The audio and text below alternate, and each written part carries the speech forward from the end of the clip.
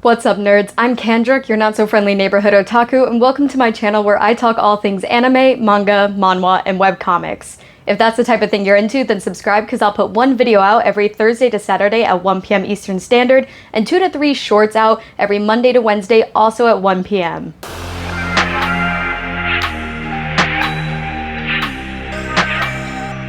Today, I'm going to be going over all of the manga, manhwa, and webcomics I read during the months of January to July that are completed. I'm only including things I read via physical volumes, webtoon, tapas, Shonen Jump, Viz Manga, and Kindle because we do not name websites here. That is how they get taken down, so please, please, please, please, do not say the names of websites you are reading them on if they are not officially licensed sources. From the months of January to July, 19 series that I've read have come to completion. Now, those 19 series are only via physical volumes, webtoon, and tapas. All of the things I'm reading on Shonen Jump, Viz Manga, and Kindle are currently ongoing, and that's why I'm doing this every 6 or 7 months, because most of the series I read are ongoing series. Now, if we look at the types of sources that I read these on, obviously physical volumes are a physical source, whereas webtoon and tapas are digital sources. So if we look at the percent of completed reads by the type of source, about 83% of things that I read that are completed were read digitally, and about 17% were read physically. Breaking those 19 completed series down further, 3 of those are physical series, 10 were on webtoon, and 6 were on tapas. I'm now going to go into each of those sources, letting you know every single title that is completed, what I ranked it, and some of the important plot points or trigger warnings you may want to know before diving into those series. Up first on webtoon, we have Daytime Star and its spin-off. I'm personally giving this a 9.8 out of 10. The main series is 72 chapters long, and the spin-off is only 5 chapters. If you are a fan of skip beat but want something a little bit quicker paced, I highly recommend you check this out. This is a romance and drama series set in the show business industry. Our female lead goes from no name to fame, where she worked in the industry for 7 years but was always a background or side character. Once she and the male lead of this series begin to develop their relationship and really rely on each other, we see her confidence grow, and because of that, we see her opportunities and her stardom rise as well. They are such a wholesome couple with good communication. We are not going to see any of that miscommunication trope drama. However, she does have a shitty ex-boyfriend who's also in the industry. He left her to marry, I believe, a politician's daughter and then use her name and money to raise his own stardom without actually bettering himself in his acting career. They are such a cute couple. Also, the art is fantastic. If you have not read this series, or if you've been thinking about whether or not you want to start it, 100% you should start this series.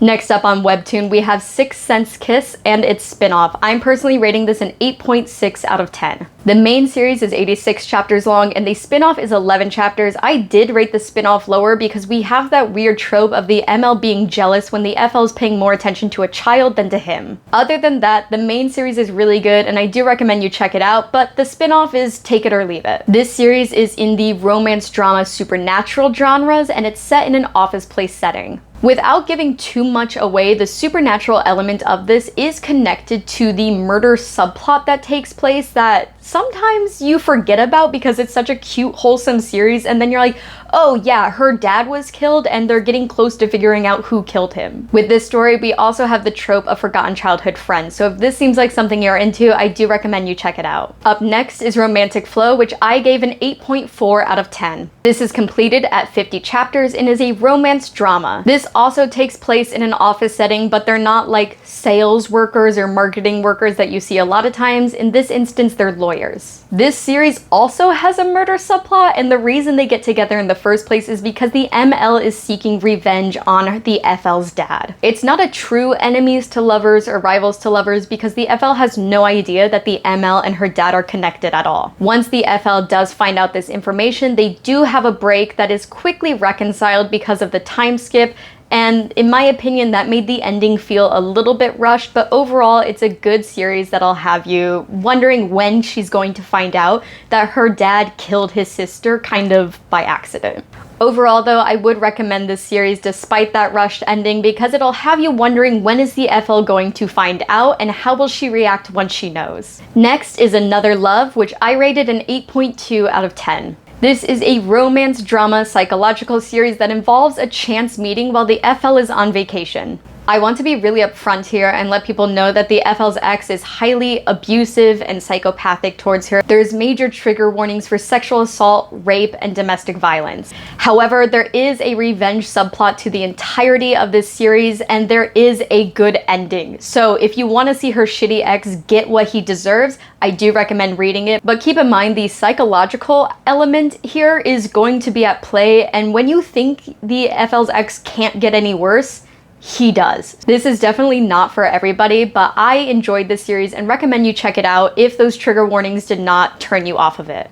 Next is the True Beauty spin-off. The True Beauty series ended in 2022, so I'm only going to be ranking the spin-off here. I personally ranked the spin-off higher than the main series, and I gave it a 7.8 out of 10. This spin-off is complete at 33 chapters, and similar to the main series, it's a romance drama coming-of-age story. If you're not familiar with the series at all, there's definitely a friends to lovers element, a major trigger warning for bullying as the female lead deals with self-esteem issues and how she's perceived on the internet and in social media versus in real life. The series does get a lot of flack, but I believe I ranked the main series at a 7 out of 10, so still a little bit above average. It's not something that you should completely shy away from. But again, keep in mind that the bullying, especially because this is a manhwa, is really intense. Also at a 7.8 after 10, we have There Must Be Happy Endings, which is completed at 109 chapters. This is a romance drama series with a time travel / second chance element to it, and we see a contract marriage turn into a real marriage. I do want to be upfront and give a trigger warning for child abuse and bullying. However, I can say it ends on a high note and there's a really good outcome to this story. Next, at a 7.6 out of 10, we have My Irresistible Ex. This is a romance drama series also in the show business industry. This is 100% a second chance romance, and you learn how shitty the FL's family is, and I personally don't believe they deserved a redemption, but they did end up getting one towards the end. Trigger warning though for stalking and privacy invasion. I don't know how we want to consider the stalker planting cameras in her home, but that is something you should be aware of as well. I also want to add a minor trigger warning for emotional and mental abuse to both the FL and ML, specifically the ML who was forced to get a vasectomy,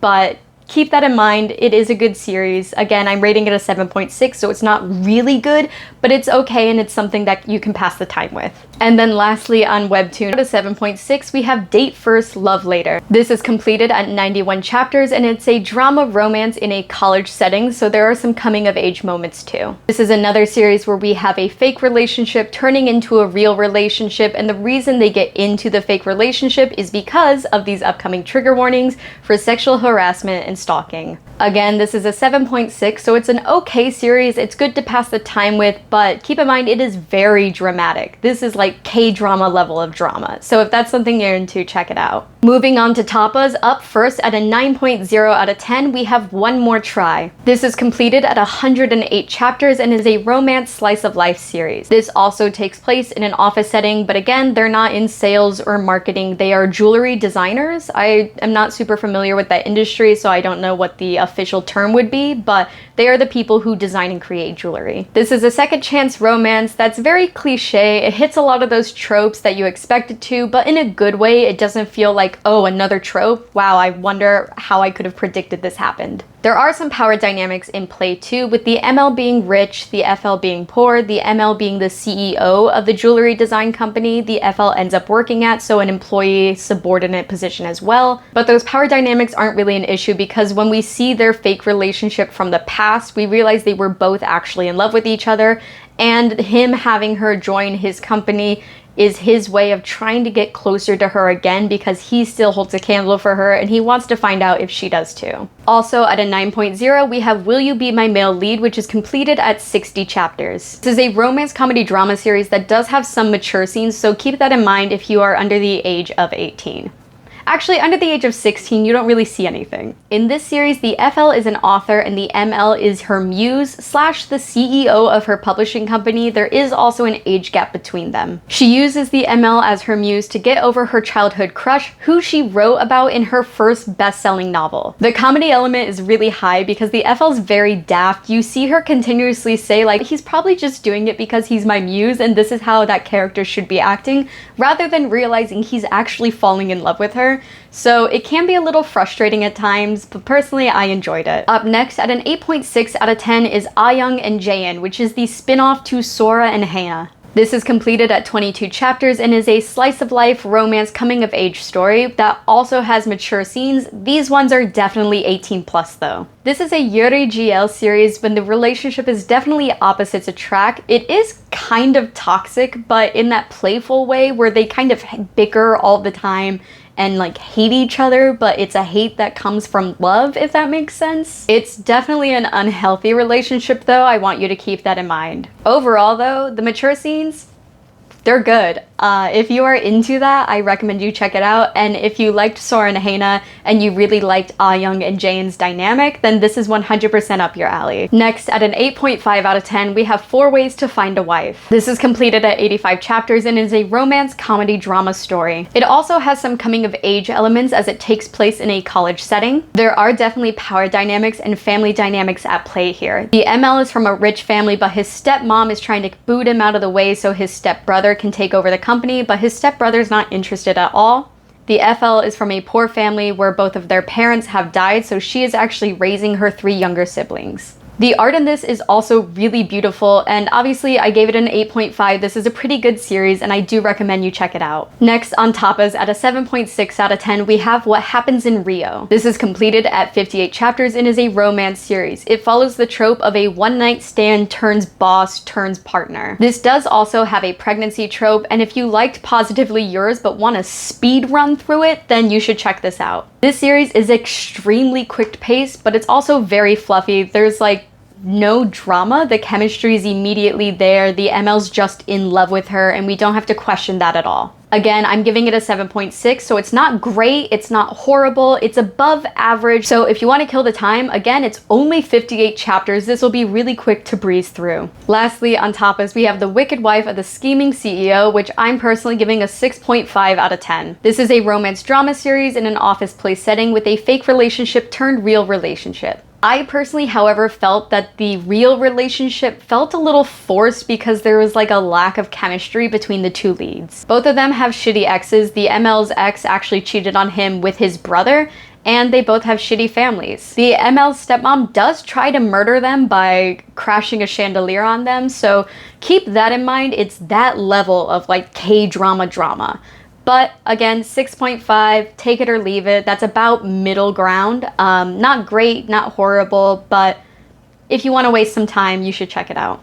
And lastly, we're moving on to the physical series that I've read that are completed. At an 8.8 out of 10, we have The Savior's Book Cafe Story in Another World. This series is completed at 5 volumes and is an isekai ro fan series. It has really chill vibes. Obviously, she gets isekai'd into another world along with another girl who the prince takes as like the savior and kind of kicks her off.